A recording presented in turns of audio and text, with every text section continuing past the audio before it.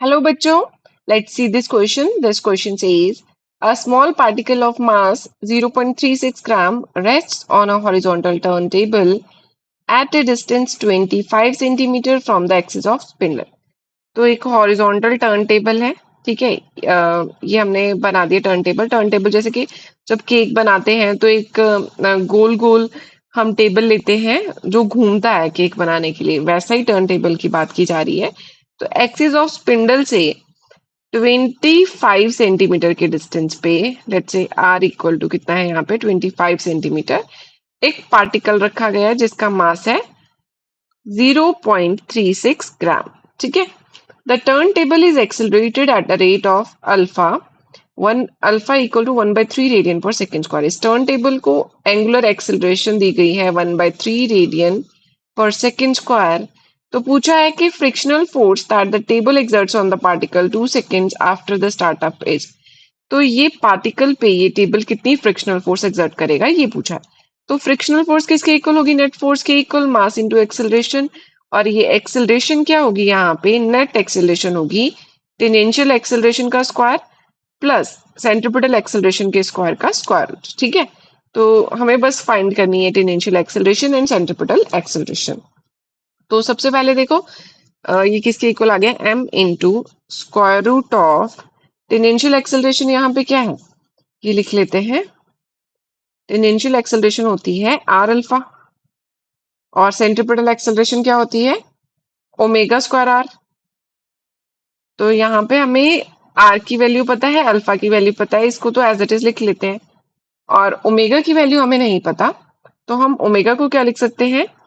Starting point से हमें 2 second बाद के लिए पूछा गया है, तो तब ओमेगा कितना हो जाएगा? Omega final is equal to omega initial plus alpha into t. ये इक्वेशन ऑफ मोशन हम यूज कर सकते हैं। ठीक है।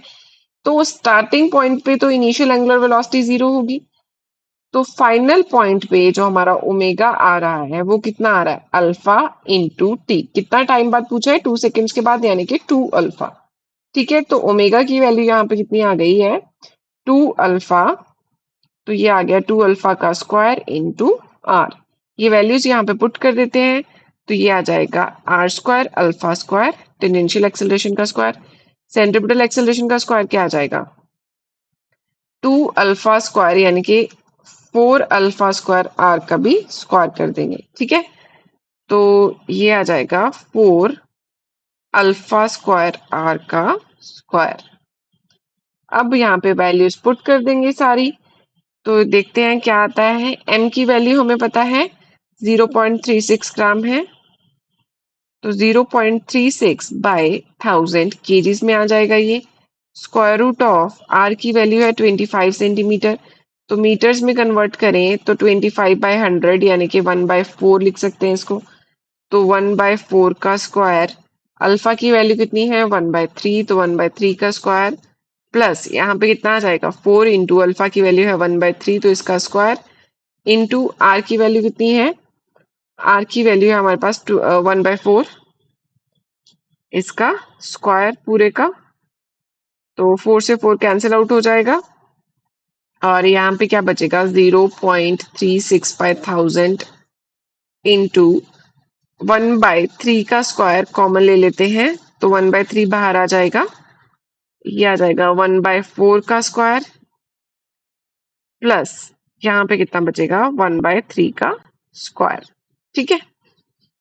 तो अब देखो इसको अगर हम सॉल्व करते हैं तो ये आ जाएगा 16 और यहाँ पे कितना आ जाएगा? 9।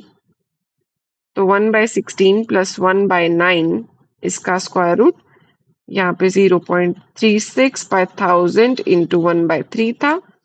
अब अगर हम इसको सॉल्व करेंगे तो 16 इंटू 9 बचेगा यहाँ पे डिनोमिनेटर में।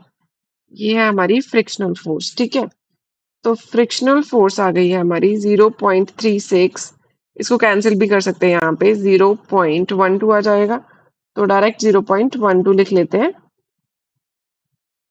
0.12 बाय 1000 और यहाँ पे कितना आ जाएगा? एलसीएम अगर लेते हैं तो 16 इंटू 9 और यहाँ पे आ जाएगा 9 प्लस 16। ठीक है। तो ऊपर आएगा 25 का स्क्वायर रूट यानी कि 5, नीचे आएगा 4 इंटू 3 और यहाँ पे कितना है 0.12 इंटू दिस, तो ये है 1/1000। ठीक है, अब देखो 4 इंटू 3 क्या होता है 12, तो अगर ये डेसिमल हटाएं तो यहाँ पे क्या आ जाएगा 100 और 4 इंटू 3 12 से कैंसिल आउट हो जाएगा और ये हमारे पास कितना बचता है 5 बाय 5 इंटू 10⁻⁻5 न्यूटन। ठीक है, इसको क्या लिखा जा सकता है 50 माइक्रो न्यूटन। तो ये हमारा आंसर है, फ्रिक्शनल फोर्स की वैल्यू 50 माइक्रो न्यूटन है। तो 50 micro newton is given in C option. तो सी ऑप्शन हमारा बिल्कुल करेक्ट आंसर हो गया। I hope you understood it well. Thank you.